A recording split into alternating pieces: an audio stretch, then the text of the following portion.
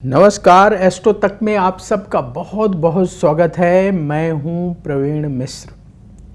यदि आप सावन के महीने में अभी तक भगवान शिव की पूजा नहीं कर पाए हैं, रुद्राभिषेक नहीं कर पाए हैं, तो आपके पास अभी भी एक सुनहरा अवसर है, गोल्डन चांस है।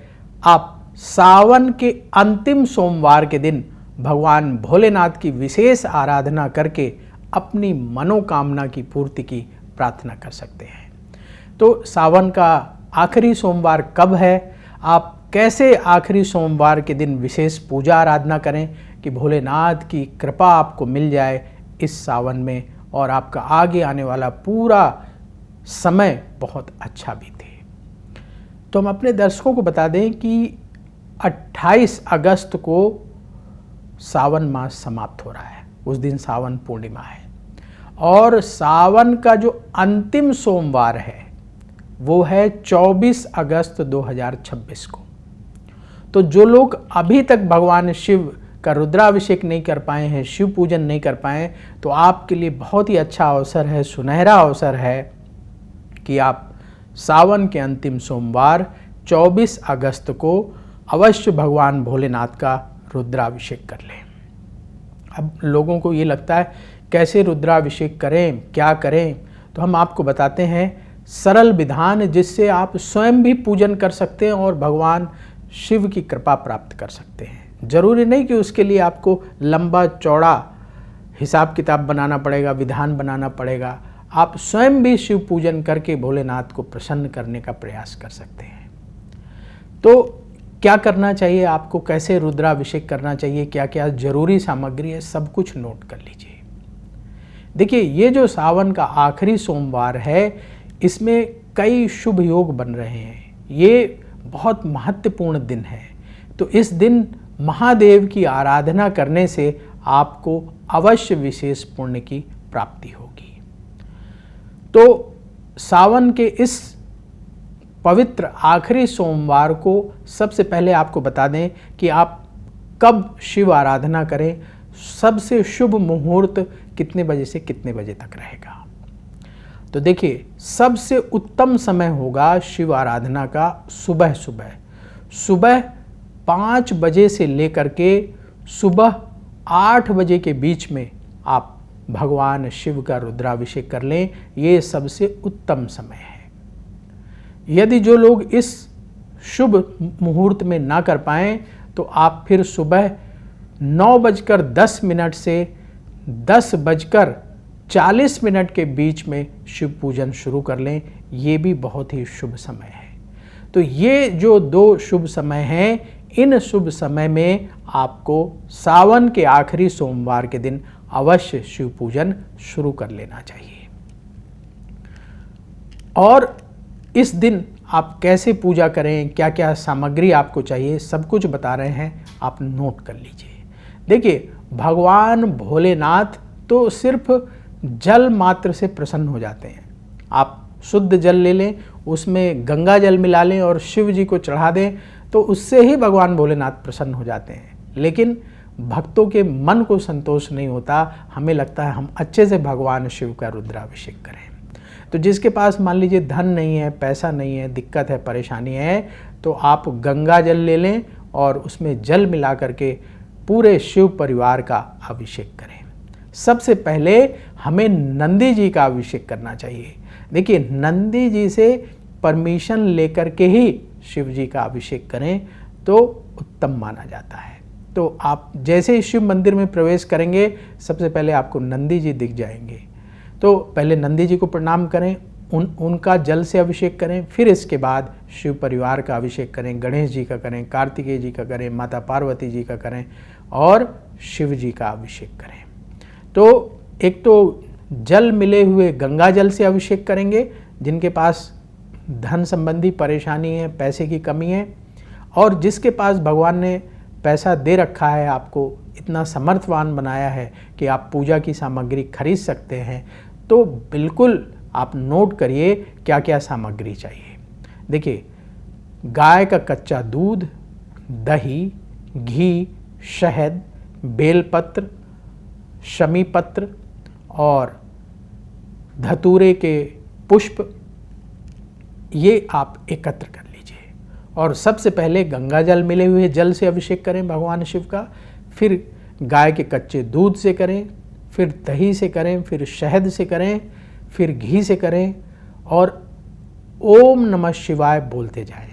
फिर इसके बाद शर्करा से अभिषेक करना चाहिए, चीनी या गन्ने का रस हो तो गन्ने के रस से अभिषेक करें। फिर शिवलिंग की अच्छे तरीके से सफाई करें भगवान शिव को। इसके बाद शुद्ध जल से अभिषेक करें और फिर भोलेनाथ को तिलक लगाएं। अक्षत यानी चावल गीले करके चढ़ाएं। भगवान भोलेनाथ को बेल पत्र चढ़ाएं। कम से कम 11 बेल पत्र चढ़ाना चाहिए।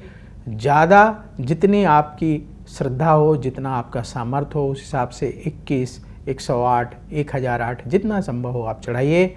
और धतूरे के पुष्प चढ़ाना चाहिए, उसकी माला मिल जाए तो वो भी आप भगवान शिव को अर्पित कर सकते हैं। इसके साथ ही भगवान भोलेनाथ की आरती करें और ऋतु फल चढ़ाना चाहिए। देखिए, आपने बेलपत्र चढ़ा दिया, शमी पत्र चढ़ा दिया, धतूरे का पुष्प चढ़ा दिया, अब क्या चढ़ाएंगे?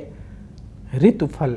इस मौसम में आपको सेब, केला और मौसम्मी, अमरूद इत्यादि ऋतु फल मिलते हैं, ये अवश्य चढ़ाइए और भगवान शिव की आरती करें। आरती करने के बाद जो भी आपकी मनोकामना है वो शिव जी से निवेदन करें। मान लीजिए किसी को संतान चाहिए तो संतान के लिए निवेदन करें, किसी का विवाह नहीं हो रहा तो विवाह के लिए निवेदन करें, सुख समृद्धि चाहिए तो सुख समृद्धि के लिए प्रार्थना करें। एक चीज़ महत्वपूर्ण रह गई, वो भी अपनी सामग्री में नोट कर लीजिएगा, वस्त्र। तो वस्त्र क्या देना चाहिए भगवान शिव को? कोई भी वस्त्र, जैसे धोती है, एक धोती दुपट्टा भगवान शिव के लिए, और जो साड़ी है, चुनरी है, श्रृंगार की सामग्री है, वो माता पार्वती के लिए। तो यदि आपका सामर्थ्य हो तो पूरी धोती, जैसे हम लोग पहनते ना एक पूरी धोती पूजा के समय, वो पूरी धोती और एक बढ़िया सा दुपट्टा भोलेनाथ को अर्पित करें। एक अच्छी सुंदर सी साड़ी, एक अच्छी सुंदर सी चुनरी, पूरी श्रृंगार की सामग्री माता पार्वती को चढ़ाएं। इसी तरीके से भगवान गणेश को भी वस्त्र अर्पित करें और कार्तिकेय जी को भी वस्त्र अर्पित करें। धोती दुपट्टा अर्पित करना चाहिए भगवान गणेश को और कार्तिकेय को। और अपनी सामर्थ्य के अनुसार, देखिए इसमें सबसे बड़ी चीज़ होती है आपका बजट कितना अलाउ करता है, उस हिसाब से आप सामग्री खरीद सकते हैं। जिनका बजट कम है वो कम बजट में थोड़ी थोड़ी सामग्री लेकर के भी भगवान शिव का रुद्राभिषेक कर सकते हैं। और जिनका बिल्कुल ही भी बजट नहीं है उनके लिए तो हमने सबसे पहले ही बता दिया कि सिर्फ गंगा जल की व्यवस्था कर लीजिए, वो भी मंदिर में मिल जाएगा, और जल में मिलाकर भगवान शिव का अभिषेक करें। ओम नमः शिवाय बोलते हुए भोलेनाथ उतने से ही प्रसन्न हो जाते हैं। सबसे बड़ी बात होती है आपका भाव कितना समर्पित है महादेव के चरणों में। जितना समर्पित भाव होगा उतना ही जल्दी शिव जी प्रसन्न होंगे और आपकी मनोकामनाओं को पूर्ण करेंगे। तो सावन के इस आखिरी सोमवार के दिन इस तरीके से आप स्वयं पूजन कर सकते हैं। और क्योंकि ये दिन बड़ा महत्वपूर्ण है तो रुद्राक्ष की माला का प्रयोग करके आप कम से कम 11 माला ओम नमः शिवाय मंत्र का जाप अवश्य करें। और कोशिश करें कि शिवालय में बैठ करके एक माला जरूर कर लें। मान लीजिए शिवालय में जगह नहीं मिलती क्योंकि बहुत भीड़ होती, तो बाहर बैठ जाइए, मंदिर परिसर में कहीं बैठ करके कर लें। और जिन लोगों ने अपने घर में शिवलिंग रखे हुए हैं वो अपने घर में बैठ करके भी मंत्र जाप कर सकते हैं। तो इस प्रकार शिव आराधना का इस साल का सावन का आखिरी सोमवार बड़ा महत्वपूर्ण है। आप इस दिन अवश्य भगवान शिव का रुद्राभिषेक करें तो आपके लिए बहुत ही शुभ होगा। मंत्र, जो सबसे सरल मंत्र है, हमने आपको बता दिया, ओम नमः शिवाय। इस मंत्र का जाप पूजा के दौरान भी करते रहना है और बाद में बैठ करके भी अवश्य करना है। इसके साथ ही आप अपने खान पान को बिल्कुल शुद्ध रखेंगे सावन के इस अंतिम सोमवार के दिन। जो लोग व्रत रख रहे हैं सोमवार का वो तो ठीक है, व्रत रखें, व्रत के नियम का पालन करें। जो लोग व्रत नहीं भी रख रहे हैं तो भी आपको अपना खान पान शुद्ध रखना चाहिए, शुद्ध शाकाहारी प्रसाद ही ग्रहण करना चाहिए। और इस दिन दान अवश्य करना चाहिए। क्या दान करना चाहिए? अन्न का दान, फल का दान, वस्त्र का दान सबसे उत्तम दान बताया गया है। तो अन्न में चावल, दाल, आटा ले लीजिए, फल में जो ऋतु फल इस मौसम में फल मिलते हैं वो ले लें, और वस्त्र में आप कुर्ता, धोती, शर्ट, पैंट जो भी आप दान करना चाहते हैं वो कपड़ा ले लें। और किसी मंदिर में जाकर पंडित जी को दान कर सकते हैं या किसी ज़रूरतमंद गरीब व्यक्ति को भी दे सकते हैं। कुछ दक्षिणा उसमें अवश्य रख लें। दान करने से पाप कटते हैं और पुण्य बढ़ता है, इसलिए दान करने का जब भी मौका मिले आप अवश्य दान करते रहें।